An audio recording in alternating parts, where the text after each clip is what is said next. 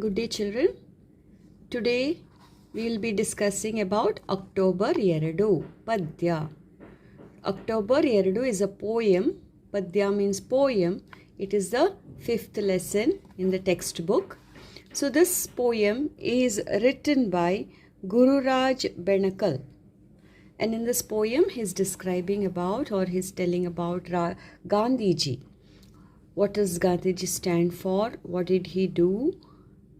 So all the description is about the Gandhiji. ಅಕ್ಟೋಬರಿನ 2ನೆಯ ದಿನವು ಗಾಂಧಿ ಜಯಂತಿಯು ಅಂದು.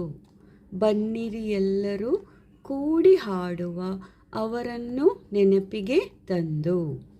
ಅಕ್ಟೋಬರಿನ 2ನೆಯ ದಿನವು ಡೇ, ಅಕ್ಟೋಬರಿನ 2ನೆಯ ದಿನವು on the 2nd of October. Gandhi ಜಯಂತಿಯು ಅಂದು. That day is Gandhi Jayanti. So October 2nd is Gandhi Jayanti. Means, as you know, Gandhi Jayanti is birthday of Gandhiji. So on that day, they saying, Bannili ellaru koodi haaduva avarannu nenapige tandu. Banniri ellaru, all of you all come. Koodi haaduva, let's sing together. Avarannu nenapige tandu. Let's remember him and sing together. Avarannu, here it is referred to Gandhiji. Nenapige, in remembrance. Tandu, let's remember Gandhiji and sing together on 2nd of October, which is Gandhi Jayanti day. The second paragraph describes about Gandhiji. How does he look like? What does he stand for? ಸನಕಲು ದೇಹದ ಗಾಂಧೀಜಿಗೆ ಸತ್ಯ ಅಹಿಂಸೆಯೇ ಆಧಾರ. ಇವುಗಳ ಎದುರು ನಡೆಯದಾಯಿತು ಆಂಗ್ಲರ ಆಳಿಕೆ ದರಬಾರ. ಸನಕಲು ದೇಹ. Sanakalu means thin. Gandhiji was very thin. Deha is body, so he was a very thin person. Sanakalu dehada Gandhijige.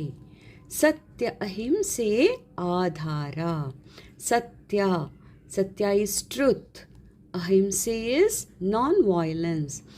Non-violence and truth only was his strength. That only was his foundation over. ಇವುಗಳ ಎದುರು ನಡೆಯದಾಯಿತು ಆಂಗ್ಲರ ಆಳಿಕೆ ದರಬಾರ. ಇವುಗಳ, so here ಇವುಗಳ means these, against these. Which are these over here? Satya and ahimse, that is truth and non-violence.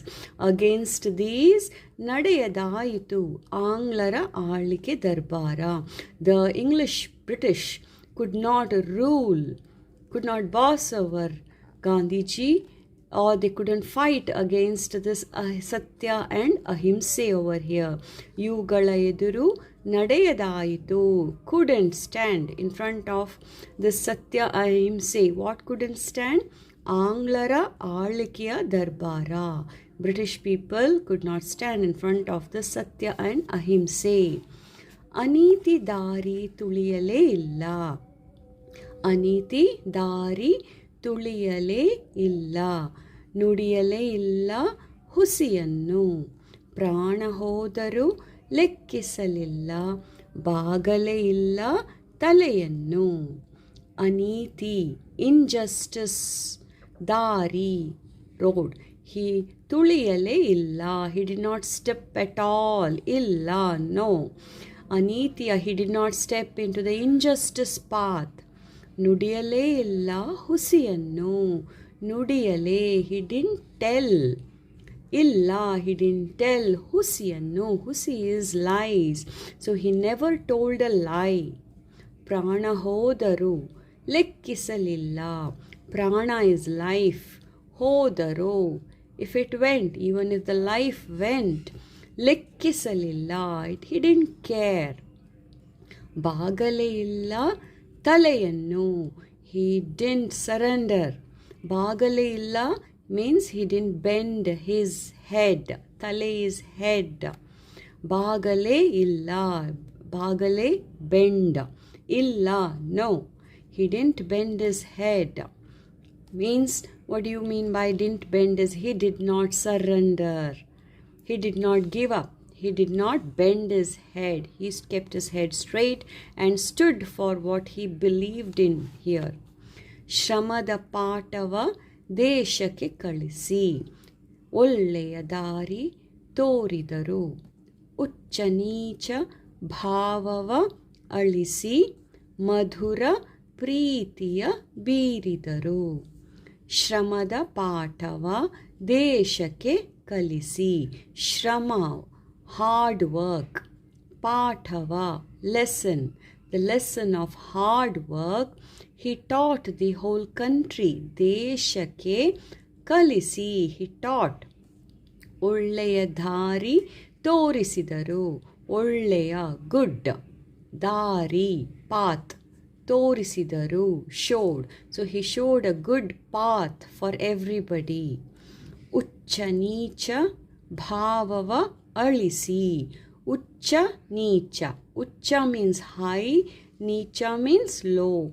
So here it can refer to two things. One, high caste, low caste, or rich people, poor people. So this differentiation, I bedha bhava, ucha nichya bhava, the thought. Alisi, he erased it. He abolished the thought of ucha, nicha, high caste, low caste, the thought. He abolished that. Madhura ಪ್ರೀತಿಯ ಬೀರಿದರು. ಮಧುರ is sweet, sweet as honey. ಪ್ರೀತಿಯ, love, ಬೀರಿದರು. He spread love among the people. So this is a very simple and very nice poem on Gandhiji. Now we'll discuss about the exercise in this poem.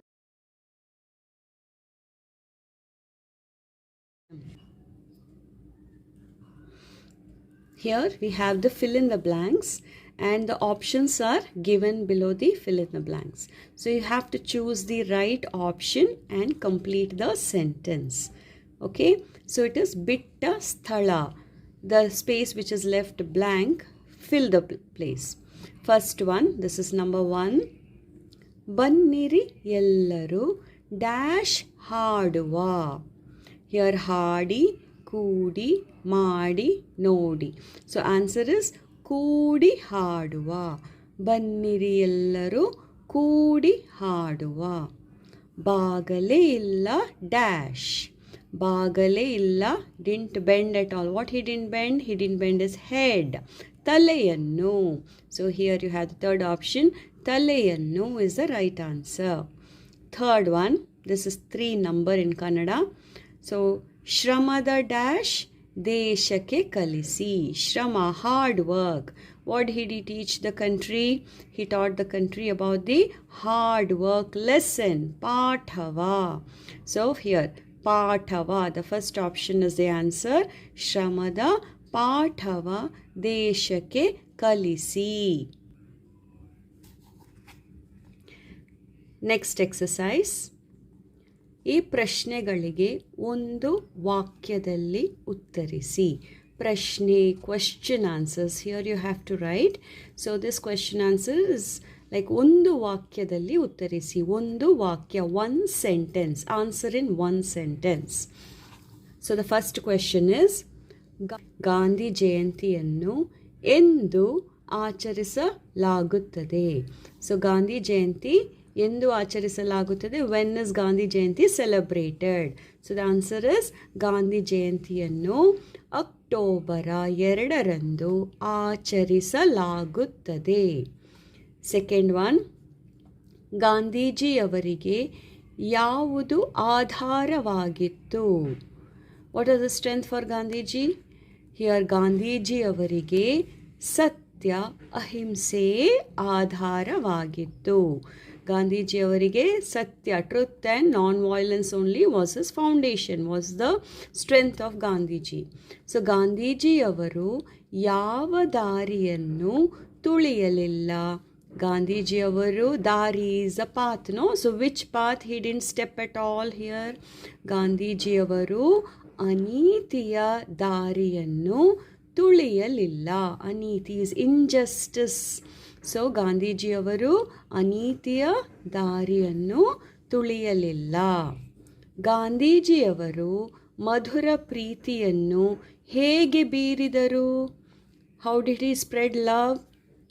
ಗಾಂಧೀಜಿಯವರು ಉಚ್ಚ ನೀಚ ಭಾವವ ಅಳಿಸಿ ಮಧುರ ಪ್ರೀತಿಯನ್ನು ಬೀರಿದರು. ಗಾಂಧೀಜಿಯವರು ಉಚ್ಚ ನೀಚ, so high and low, the differentiation, he abolished it. He erased it from people's mind. So like that, he saw everybody as one and he loved everybody equally. So that's answer is ಗಾಂಧೀಜಿಯವರು ಉಚ್ಚ ನೀಚ ಭಾವವ ಅಳಿಸಿ ಮಧುರ ಪ್ರೀತಿಯನ್ನು ಬೀರಿದರು. Next exercise. Here ಕೆಳಗಿನ ಪ್ರಾಸ ಪದಗಳನ್ನು ಜೋಡಿಸಿ ಬರೆಯಿರಿ. So here some words are given. So ಪ್ರಾಸಪದ means it is rhyming words. So you have to pick the words which are rhyming. So first word is ಹುಸಿಯನ್ನು. First word is ಹುಸಿಯನ್ನು. What is rhyming with that? ತಲೆಯನ್ನು. Second word is ಅಂದು. ಅಂದು. What is rhyming with that? ತಂದು. ಅಂದು ತಂದು. Third is ಬೀರಿದರು. What is rhyming with that? ತೋರಿದರು. So here ಬೀರಿದರು, ತೋರಿದರು. Here next exercise. ಕೆಳಗಿನ ಪದಗಳಿಗೆ ವಿರುದ್ಧಾರ್ಥಕ ಪದಗಳನ್ನು ಬರೆಯಿರಿ. ವಿರುದ್ಧಾರ್ಥಕ is opposite words. ವಿರುದ್ಧಾರ್ಥಕ means opposite words. ನ್ಯಾಯ, ಅನ್ಯಾಯ. This is Madhuri. Madhuri is example here. ನ್ಯಾಯ, ಅನ್ಯಾಯ. So this is little easier. Opposite words. All you have to do is add one a in front of this words. Okay. ನ್ಯಾಯ, ಅನ್ಯಾಯ. So ನ್ಯಾಯ is justice. ಅನ್ಯಾಯ is injustice. ನೀತಿ, ಅನೀತಿ. ಹಿಂಸೆ, ಅಹಿಂಸೆ. ಸತ್ಯ, ಅಸತ್ಯ. ಧರ್ಮ, ಅಧರ್ಮ. Next exercise is about writing sentences. ಸ್ವಂತ ವಾಕ್ಯಗಳಲ್ಲಿ ಬಳಸಿ ವಾಕ್ಯ ರಚಿಸಿ. So they've given a word. You have to use that word and make a sentence. So first one is shrama. Shrama is hard work. So they have given an example here. ನಾವು ಶ್ರಮ ವಹಿಸಿ ದುಡಿಯಬೇಕು. ನಾವು ಶ್ರಮ ವಹಿಸಿ. We should work hard. ದುಡಿಯಬೇಕು is work hard. Okay. So we should put some effort and work hard, it says. So next word is preeti. Preeti is love. So you can write any sentences. I have written one sentence here. ನಾವು ಎಲ್ಲರನ್ನು ಪ್ರೀತಿಯಿಂದ ಕಾಣಬೇಕು. We should love everybody. ನೆನಪು. ನನಗೆ ನೆನಪು is a memory. ನನಗೆ ನನ್ನ ತಂದೆ ತಾಯಿ ನೆನಪಾಗುತ್ತಾರೆ. I remember my parents. ತಂದೆ ತಾಯಿ. ತಂದೆ ಫಾದರ್, ತಾಯಿ ಮದರ್. ಸತ್ಯ, ಟ್ರುತ್. ನಾವು ಯಾವಾಗಲೂ ಸತ್ಯವನ್ನು ನುಡಿಯಬೇಕು. We should always talk the truth. So ಸತ್ಯ, ನಾವು ಯಾವಾಗಲೂ ಸತ್ಯವನ್ನು ನುಡಿಯಬೇಕು. Next exercise. ಆ ಪಟ್ಟಿಯನ್ನು ಬಾ ಪಟ್ಟಿಯೊಂದಿಗೆ ಹೊಂದಿಸಿ ಬರೆಯಿರಿ. ಸೊ ದೇ ಗಿವನ್ ಆ ಪಟ್ಟಿ is a list under a and there is a list under b and ಹೊಂದಿಸಿ is match the following. Okay, you have to match it. So first letter is sanakalu, means thin. So here sanakalu, deha. Sanakalu, deha. Madhura, sweet.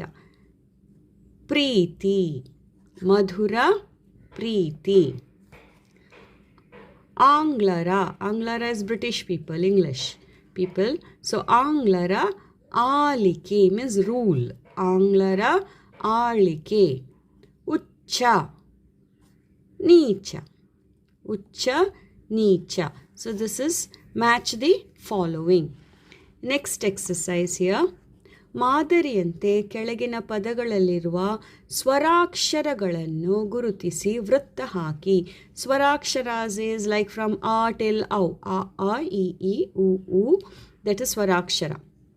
Okay, you have to identify the swarakshara and vritta haki, put one circle around it. Okay, so here they given a himse, so a is a swarakshara. Okay, so u is a swarakshara, here ucha, here anglaru a is a swarakshara, e is a swarakshara, o, a and ru is a swarakshara. Okay, so next one, here you have to write ಕೆಳಗಿನವುಗಳಲ್ಲಿ ಅನುಸ್ವರವಿರುವ ಪದಗಳನ್ನು ಆಯ್ದು ಬರೆಯಿರಿ. So you have to pick up the words which are anuswara. Anuswara is the last word, like is anuswara, aha is visarga here. Okay, so first artil, this artilav is swarakshara, is anuswara, and aha is visarga over here. So here anuswara you have to pick. So anuswara is like Gam, Gandhiji. Okay, so this one is anuswara. And this anglaru, ang, this is anuswara. Tandu, so ta and tang, tandu. Okay, so here ಉದಾಹರಣೆಯೊಂದಿಗೆ ಕೊಟ್ಟಿರುವ ಪದಗಳನ್ನು ಬರೆಯಿರಿ. So they have given one word here, mara, and they have written it as maragalu. So it is singular, plural, one, many. Okay, so you have to follow this pattern and complete this one. Mara, maragalu. So singular, plural. So to make a singular into plural in Kannada, it's very easy. You have to only write galu. You have to only add two letters here, galu. So dina, dinagalu. Dina is day, days. Tale, talegalu. Tale, talegalu. Head, many heads. Pustaka, book. Pustakagalu. Patha, pathagalu. So last one, ಕೊಟ್ಟಿರುವ ಚಿತ್ರದಲ್ಲಿರುವವರನ್ನು ಗುರುತಿಸಿ ಹೆಸರು ಬರೆಯಿರಿ. You have to identify the pictures and write their name. So first one is Sarvepalli Radhakrishna. So this is Mother Teresa. This is Sachin Tendulkar. Okay, so here we finish with the exercise. So please children, read the answers and read them aloud. Read them loud and practice. Then only you'll get the pronunciations, uttakshara, dirghakshara and all correctly, and you'll make less mistakes. Thank you.